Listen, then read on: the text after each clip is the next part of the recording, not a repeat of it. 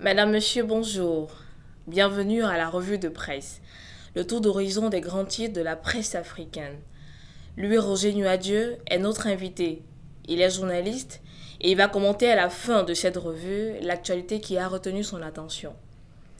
Les obsèques de Didier Arafat barrent la une de plusieurs journaux ivoiriens. Pour Le Jour, c'est extraordinaire, impensable.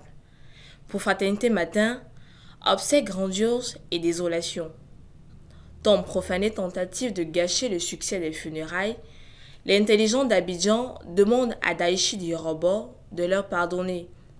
Le quotidien propose tout un dossier sur tout ce que ces reporters ont vu, vécu et subi. On peut également lire que 12 personnes ont été arrêtées.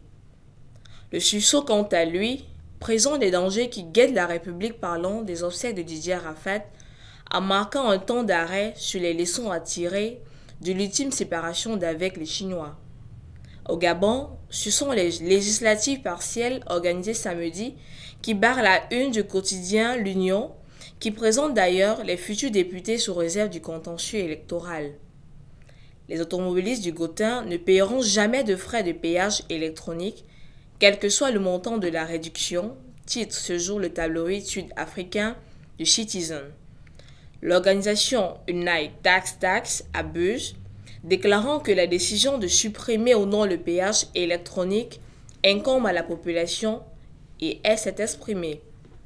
Les craintes de la traite d'êtres humains dans les établissements d'enseignement supérieur ont augmenté suite à un communiqué adressé aux étudiants de l'Université de technologie du Cap, Peninsula, les avertissant d'être vigilants face à d'éventuels trafiquants sexuels qui rôdent tout autour du campus, alerte Cap Times.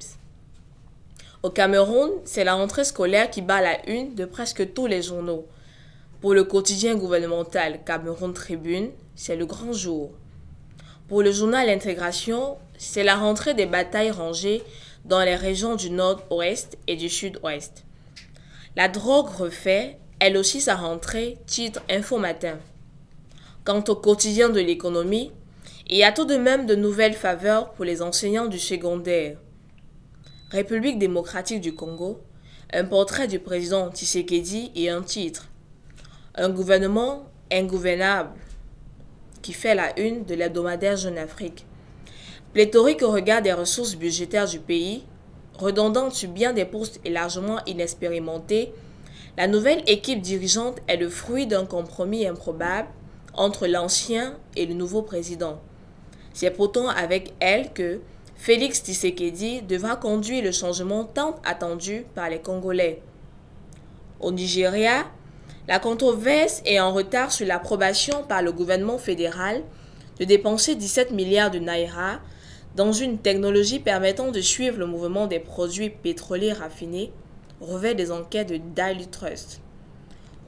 Toujours au Nigeria, un groupe établit un agenda solide pour un débat majeur sur les solutions concernant le secteur du pétrole, du gaz, de l'énergie face à l'incapacité du Nigeria à fournir de l'électricité à sa population et à ses industries pour une vie plus propice et pour le décollage industriel et économique du pays, nous fait savoir ce matin Business AM. Au Zimbabwe, The Chronicle nous informe que le président Mnangagwa n'a jamais interféré dans le fonctionnement du pouvoir judiciaire, car il s'agit d'une branche indépendante de l'État dont les décisions ne sont influencées par aucun intérêt politique, a déclaré le président de la Cour suprême, Luc Malaba. Le gouvernement engage le Japon sur des travaux routiers majeurs, écrits de Herald au Zimbabwe. Le gouvernement a demandé à l'agence japonaise de coopération internationale d'obtenir un financement de plusieurs millions de dollars pour 4 projets routiers majeurs, notamment la construction de légions manquantes du Harare Drive, la phase 2 de la route de l'aéroport du pont Bichenout et de la route Chirundo. C'est tout pour la revue de presse. Parole à présent à notre invité, Louis-Roger Nuadieu. Bonjour. Bonjour, mademoiselle Tchakountelor, et merci de l'opportunité que vous m'offrez pour venir commenter quelques faits saillants de l'actualité. Exact. De ce fait, quels sont les faits saillants de l'actualité qui méritent pour vous un développement? Je voudrais tout d'abord arrêter trois petits sujets, commencer par les obsèques de DJ Arafat en Côte d'Ivoire, ensuite l'entrée scolaire au Cameroun et terminer par ce gouvernement que l'on dit être pléthorique du côté de la République démocratique du Congo. Déjà, commençons par les obsèques de DJ Arafat. Au-delà de ce que la presse a pu dire, on a pu lire grandiose, immense, au-delà bien évidemment de la désolation due à cette profanation de tombe de l'artiste. Mais au-delà de tout cela, il faut tirer un très grand coup de chapeau au gouvernement ivoirien qui a bien voulu honorer, réserver un vibrant hommage à cet artiste, le roi du coupé-décalé, lui qui a été l'un des artistes ivoiriens les plus influents de la francophonie.